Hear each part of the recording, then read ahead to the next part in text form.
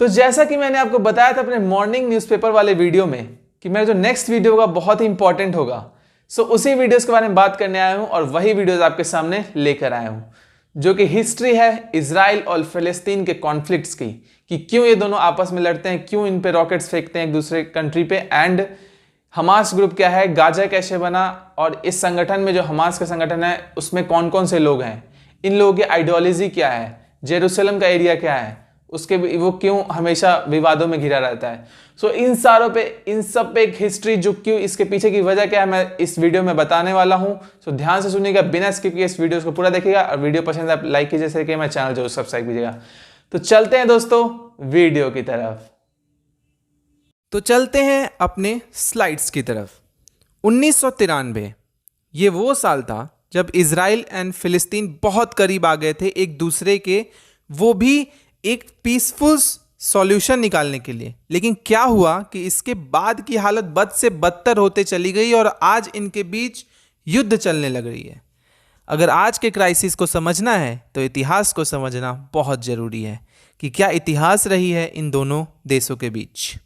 तो मैं आपको इस वीडियो में बताऊंगा कि कैसे इजराइल एक देश बना, फिलिस्तीन कैसे इतने टुकड़ों में टूट गया, कैसे स्टार्ट हुआ इजराइल और फिलिस्तीन का कॉन्फ्लिक्ट्स, हमास संगठन क्या है, ये इसमें कौन कौन लोग जुड़े हुए हैं, मैं आपको पूरी हिस्ट्री बताऊंगा।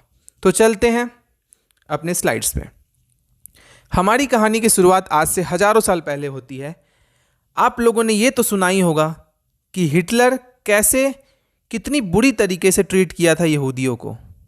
लेकिन क्या आप जानते हैं कि यहूदियों के खिलाफ हो रहे अत्याचार एक्चुअली 1000 साल पुराना है।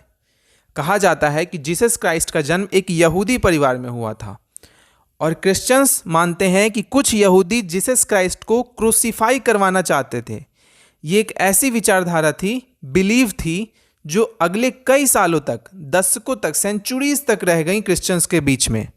और जब क्रूसेड्स हुए, मतलब धर्म युद्ध हुआ आज से करीब 1000 साल पहले, तो वहाँ पर भारी संख्या में क्रिश्चियंस ने यहूदियों को मारा।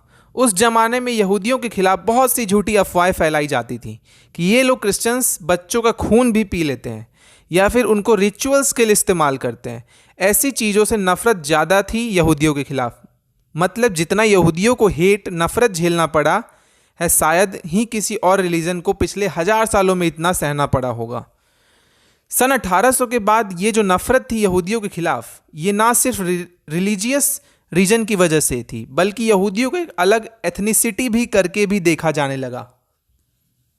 इन्हीं सब रीजन्स की वजह से लेट 1800 के समय तक दुनिया भर में रहने वाले यहूदी के अंदर ऐसी भावनाएं जागने लगी कि कोई भी देश हमें अपना नहीं मानता।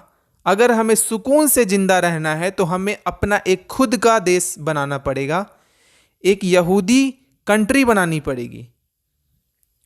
इसी में एक ऑस्ट्रो हंगेरियन जर्नलिस्ट थे, थियोडोर हर्जिल नाम के। इन्होंने अपने 1896 के पैम्फलेट में एक नई पॉलिटिकल मूवमेंट की शुरुआत करी, जिसका नाम था Zionism.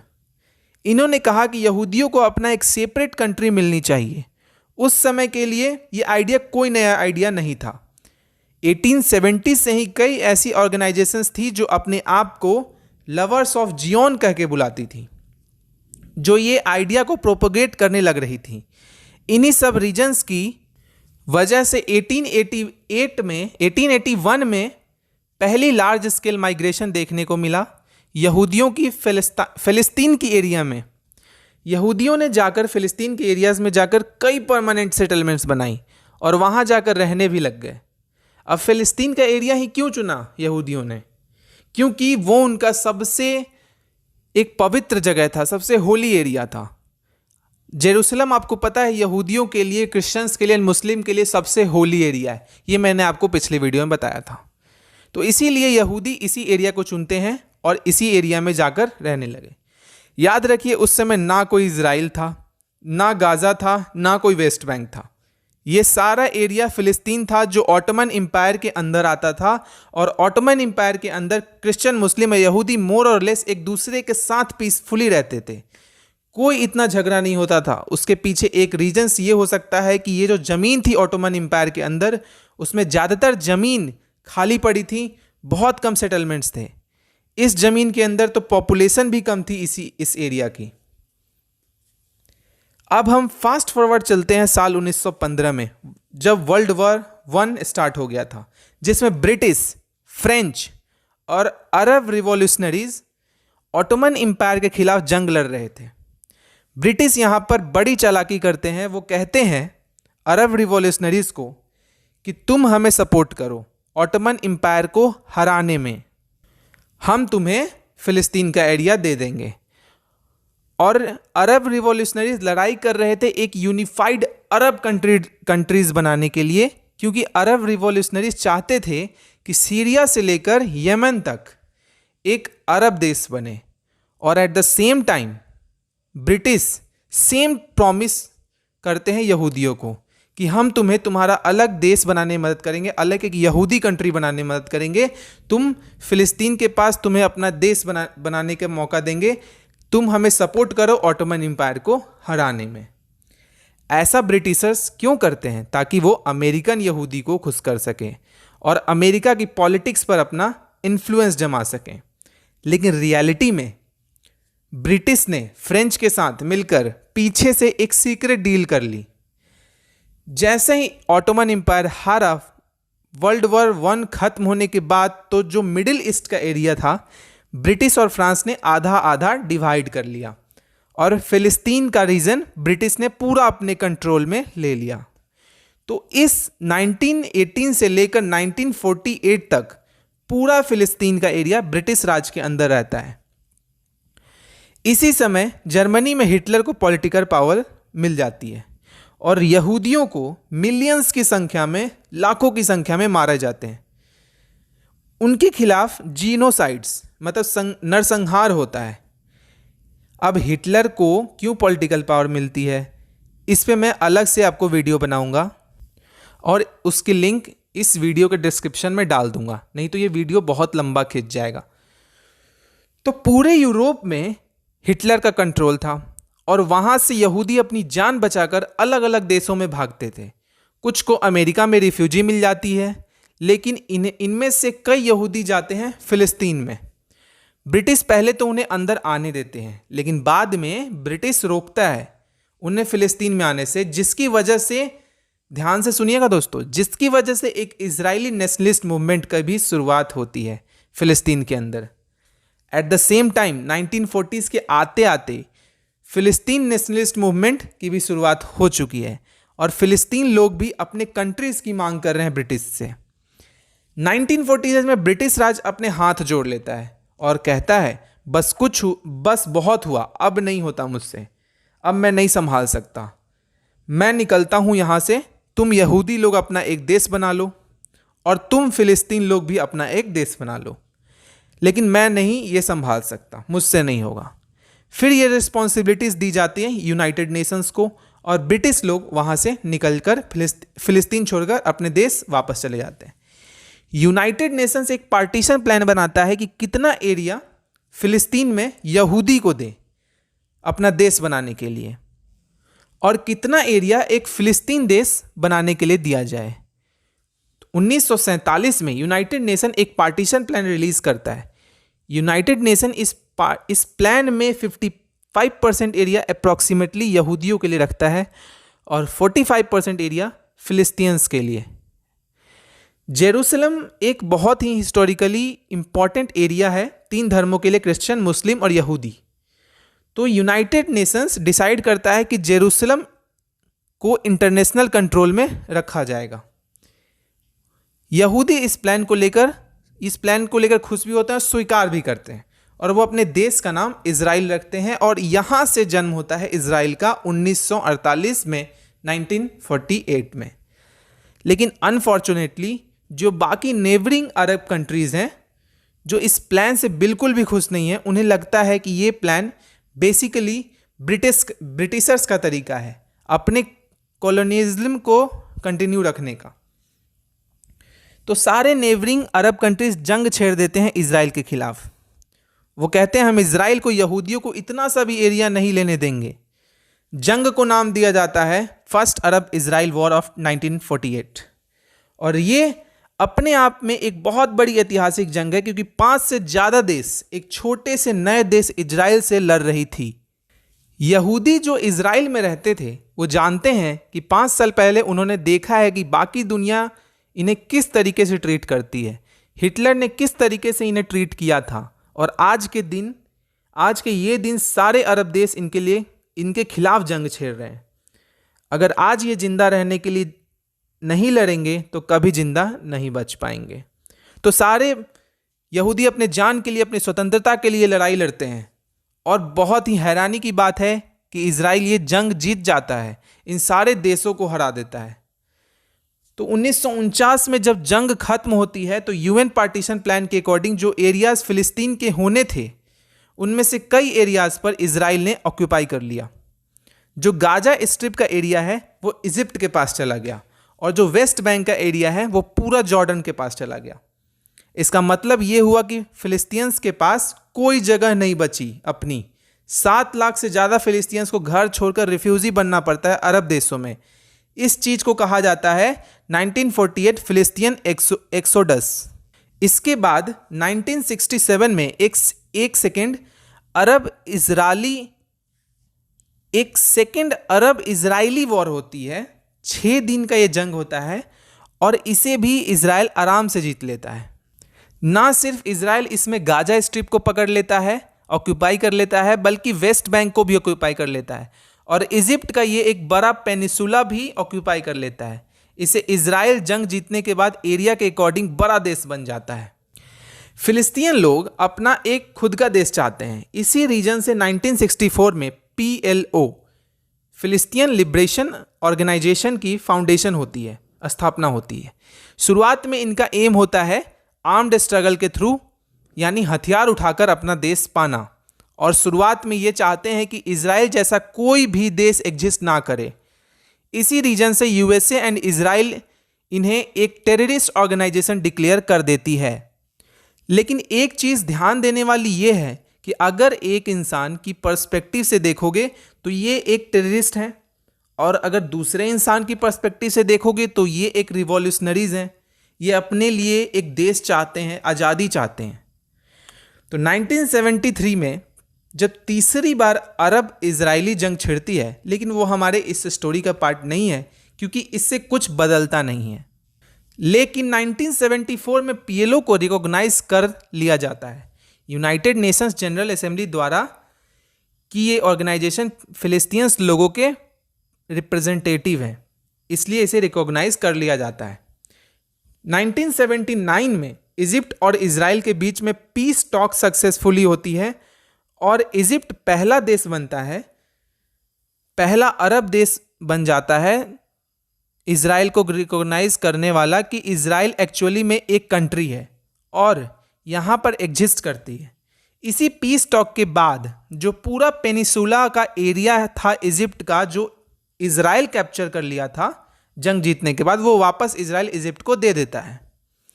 Egyptian prime minister and Israeli prime minister दोनों को एक नोबेल पीस प्राइज अवार्ड किया जाता है इस सक्सेसफुल पीस ट्रीटी की वजह से। लेकिन अनफॉर्चुनेटली 2 साल बाद इजिप्शियन प्राइम मिनिस्टर को असैसिनेट कर दिया जाता है इजिप्ट में राइट विंग एक्सट्रीमिस्ट लोगों के द्वारा, जो कट्टरवादी लोग थे। वो कह रहे थे कि कैसे इजिप्ट ने, हमारे PM ने, हमारे प्रधानमंत्री ने इजराइल के साथ समझौता कर लिया, कैसे ये कॉम्प्रोमाइज़ कर लिया, हम उन्हें जिंदा नहीं रहने देंगे। उनको जाकर असैसिनेट कर दिया जाता है। अब 1967 से लेकर 1980s तक 10 साल से 12 साल से ज़्यादा गुजर चुके हैं कि इजराइल ने गाजा स्ट्रिप और वेस्ट बैंक पर कब्जा कर रखा है। इस समय के दौरान इजराइल में रहने वाले कई लोग वेस्ट बैंक में जाकर अपनी कॉलोनीज इस्टेब्लिश करने लगते हैं, सेटलमेंट बनाने लगते हैं और परमानेंटली रहने लगते हैं, और इजरायली सरकार उन्हें डायरेक्टली एंड इनडायरेक्टली सपोर्ट भी करती है। वहाँ जो घरों की प्राइसेस है वो कम है। कुछ लोग वहाँ पर चीप हाउसिंग की वजह से जाते हैं, तो कुछ लोग अपनी रिलीजियस नेशनलिज्म की वजह से। कुछ इजरायली लोग जो कट्टर इजरायली लोग हैं, यहूदी हैं, वो कहते हैं कि ये पूरा वेस्ट बैंक का जो एरिया है ये हमारा है, इसलिए हम वहाँ जाकर रहेंगे। और इसलिए सेटलमेंट्स होने लग जाती हैं वहाँ पर इजरायली लोगों की वेस्ट बैंक की एरिया में। इंटरनेशनल कम्युनिटी इस सेटलमेंट्स को इलीगल मानती है क्योंकि ये यूनाइटेड नेशंस पार्टीशंस प्लान के खिलाफ जाते हैं और फिलिस्तीन लोग इन्हें कोलोनाइजेशन मानते हैं। 1992 में इजराइल को एक बहुत ही बढ़िया प्राइम मिनिस्टर मिलता है जिनका नाम है यित्जक रबीन। ये कहते हैं कि पीएलओ एक टेररिस्ट ऑर्गेनाइजेशन नहीं है, वो बस अपना देश चाहते हैं, हमें उनका देश देना चाहिए। इजराइल पीएलओ को ऑफिशियली रिकॉग्नाइज करता है और रिटर्न में पीएलओ भी ऑफिशियली रिकॉग्नाइज करता है इजराइल देश को। तो यहाँ होता है 1993 के ओस्लो एकॉर्ड्स। पहली बार ये दोनों साथ में मिलकर बात करते हैं कि कैसे फिलिस्तीन को देश मिलेगा, कहाँ कहाँ बंटवारा होगा। एज ए रिजल्ट 1994 में पहली बार फिलिस्तीन की सरकार इस्टेब्लिश करी और इसे नाम दिया जाता है फिलिस्तीन नेशनल अथॉरिटी। लेकिन एज इस पॉइंट ऑफ टाइम तक वेस्ट बैंक की बहुत से एरियाज में इजरायली लोगों ने परमानेंट सेटलमेंट्स बना ली हैं।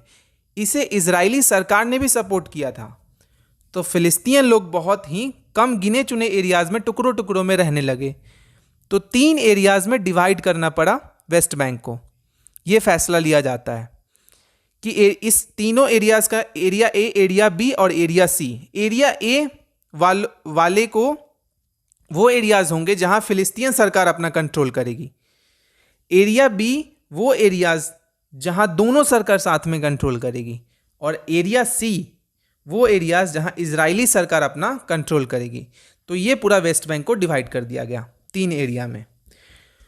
तो यूनाइटेड नेशंस का पार्टीशन प्लान तो बहुत दूर की बात है। रियलिटी में 1994 में फिलिस्तीन को कुछ गिने चुने टुकड़े ही मिल पाते हैं वेस्ट बैंक की एरिया में और गाजा स्ट्रिप में, जहां पर वो अपना देश बना सकते थे।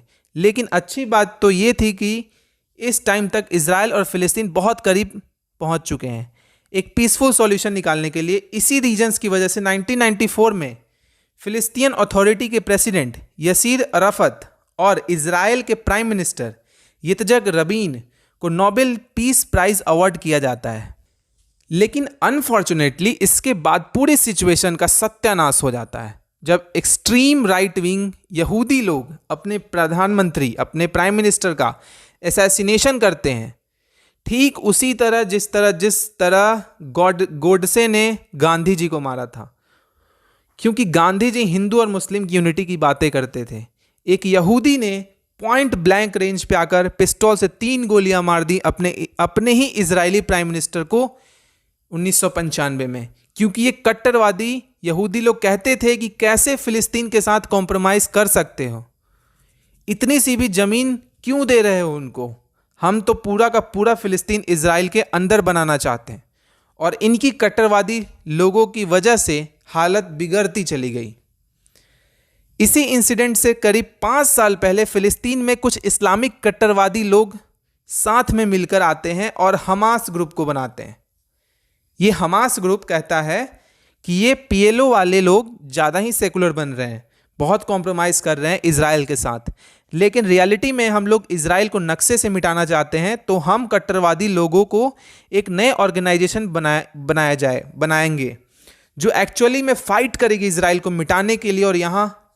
और यहीं पे हमास ग्रुप की फॉर्मेशन होती है। ऑब्वियसली जब पीस ट्रीटी होती है और 1994 में फिलिस्तीन एंड इजराइल के बीच में, तो कट्टर यहूदी अपने प्राइम मिनिस्टर से काफ़ी नफरत करने लगते हैं और दूसरी तरफ हमास वाले लोग भी पीएलओ से नफरत करने लग जाते हैं कि क्यों इन्होंने कॉम्प्रोमाइज़ किया इजराइल के साथ जाकर।